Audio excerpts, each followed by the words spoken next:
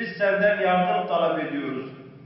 Ya Rabbi yardımını bizlerden esirgeme. Ve şuna inanıyoruz.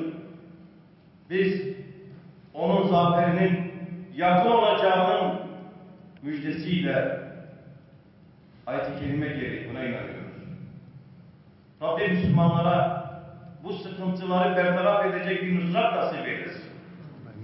Rabbim Müslümanlara bu dağınıklığı bertaraf edecek birlik nasip eylesin.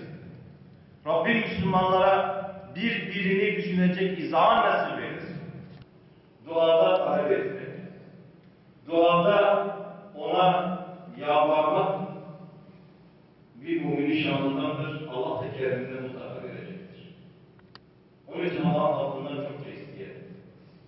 Çok isteyelim ki Allah da bizi sevsin ve bizi de sevenlerin zümresine ilhak etsin, değerli dostum.